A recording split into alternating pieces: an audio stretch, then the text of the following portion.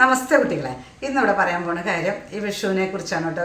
വിഷുക്കണി അതിനെക്കുറിച്ചാണ്. വിഷു വരുന്നത് ഈ ഏപ്രിൽ 15-ാം തീയതിയാണ്. അത് മേടം 1-ാം തീയതിയാണ് നമുക്ക് സാധാരണ വിഷു വരാറുള്ളത്. ഈ വർഷം മേടം 2-ാം തീയതിയാണ് വരുന്നത്. വിഷു 1-ാം തീയതിയാണ് നമ്മൾ പണ്ടൊക്കെ പറഞ്ഞ് ശീലിച്ചിരിക്കുന്നത്. ഇപ്പോൾ കാലങ്ങളിലെ അതിന് കാരണങ്ങളൊക്കെ ഉണ്ട് കേട്ടോ. ഈ അങ്ങനെ മാറാനുള്ള കാരണങ്ങളൊക്കെ ഉണ്ട്. എല്ലാവർക്കും ആദ്യമായിട്ട് വിഷു ആശംസകൾ. അപ്പോൾ വിഷു കണി വെക്കുന്നതും പലർക്കും പല രീതിയാണ്. ഓരോരുത്തർക്കും പാരമ്പര്യമായിട്ട് വീട്ടിൽ നിന്ന് ഒരേ രീതിയിൽ പറഞ്ഞു തന്നിട്ടുണ്ടാവും. നമ്മുടെ മുതിർന്നവർക്ക് നമ്മൾ വെക്കണ കണ്ടിട്ട് ഓരോ രീതികളുണ്ടാവുമല്ലോ. അത് പല രീതികളും ഉണ്ടായിരിക്കാം. പിന്നെ ഇന്നത്തെ കാലഘട്ടത്തിൽ കൂടെ പോകുമ്പോൾ പലതും പുതിയ കാര്യങ്ങളൊക്കെ വന്നിട്ടുണ്ട്. എൻ്റെ രീതി ഞാൻ എങ്ങനെയാണ് വിഷുക്കണി വയ്ക്കുന്നതിനെ കുറിച്ചാണ് ഞാനിവിടെ പറയുന്നത്. എന്തൊക്കെയാണ് വേണ്ടതെന്നുള്ളത്.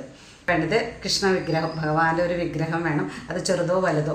അത് വെക്കാൻ വേണ്ടി ഒരു പീഠം അല്ലെങ്കിൽ ഒരു പലക, അതിൽ അലക്കിയ വസ്ത്രമോ അല്ലെങ്കിൽ മഞ്ഞപ്പട്ടോ, അത് അവരവരുടെ സൗകര്യം കേട്ടോ. പണ്ടൊക്കെ അലക്കിയ വസ്ത്രമാണ് വിരിക്കുക. ഇന്നിപ്പോൾ മഞ്ഞപ്പട്ട് കിട്ടുകയാണെങ്കിൽ മഞ്ഞപ്പട്ട് വിരിച്ച് ഭഗവാനെ അതിൽ വയ്ക്കാം, അതിൽ ഇരുത്താം. അതിലിരുത്തിയ ശേഷം ഭഗവാനെ വിളക്ക് തെളിയിക്കാൻ വിളക്ക് വേണം. വിളക്ക് 5 ഭാഗത്തേക്കുള്ള തിരിയിട്ട് എണ്ണ ഒഴിച്ച് വയ്ക്കുക. അതുമാതിരി കിണ്ടിയിൽ വെള്ളം വേണം. കിണ്ടിയിലോ നിങ്ങൾക്ക് കലശച്ചെമ്പുണ്ടെങ്കിൽ കലശച്ചെമ്പിലോ വെള്ളം നിറച്ച് വയ്ക്കുക. പിന്നെ വേണ്ടത് നമുക്ക് ഉരുളിയാണ്. ഉരുളി ഇല്ലെങ്കിലും താമ്പാളത്തട്ട് മാതിരിയുള്ള വലിയ തട്ട് ഉണ്ടെങ്കിൽ കൂടെ മതി. അതിൽ പച്ചരിയോ ഉണങ്ങല്ലേരിയോ ഇടുക. ഞാനിപ്പോൾ ഓരോന്നും തിരിച്ച് 2 പറയണത് എന്താ വെച്ചാൽ, നാട്ടുമ്പുറമുള്ളവർക്കൊക്കെ ഈ ഉണങ്ങല്ലേരി കിട്ടും, അകലുള്ളവർക്കൊന്നും ഇത് കിട്ടില്ല. 2 രീതിയിലും ഞാൻ ജീവിച്ച കാരണം കൊണ്ടാണ് അങ്ങനെ പറയുന്നത് കേട്ടോ. അപ്പോൾ ഉണങ്ങല്ലേരി കിട്ടുകയാണെങ്കിൽ ഉണങ്ങല്ലേരി ഉരുളിയുടെ അടിയിൽ വയ്ക്കുക. അതിനുശേഷം ഒരു നല്ല ഭംഗിയുള്ള ഒരു വെള്ളരിക്ക വയ്ക്കുക. മഞ്ഞ കളർ, സ്വർണ്ണത്തിൻ്റെ നിറം എന്നാ പറയുക. അങ്ങനെ ഒരു വെള്ളരിക്ക വയ്ക്കുക. അതിനുശേഷം മുക്കനികൾ, അത് മാമ്പഴം അതുമാതിരി ചക്ക, വാഴപ്പഴം, ഈ 3 മുക്കനികൾ വേണം. അതിനുശേഷം നിങ്ങൾക്ക് എന്തൊക്കെ പഴങ്ങൾ വെക്കാൻ പറ്റിച്ചോ പഴങ്ങളൊക്കെ വയ്ക്കാം. നിലവിളക്ക് വേണം.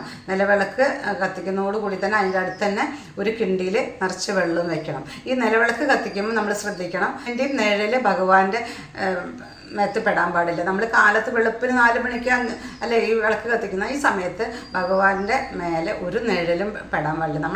നമ്മളെ നിഴലായാലും മറ്റുള്ള സാധനങ്ങൾ വെച്ചതിൻ്റെ നിഴലൊക്കെ പെടാതെ മാതിരി നിലവിളക്ക് കത്തിച്ച് വെക്കണം. അതിനുശേഷം അഷ്ടമംഗല്യം വേണം. അഷ്ടമംഗല്യങ്ങൾ എന്തൊക്കെയാണെന്നുള്ളത് ഞാൻ വീഡിയോ ചെയ്തിട്ട് ഒന്നും കൂടി വേണമെങ്കിൽ പറയാം.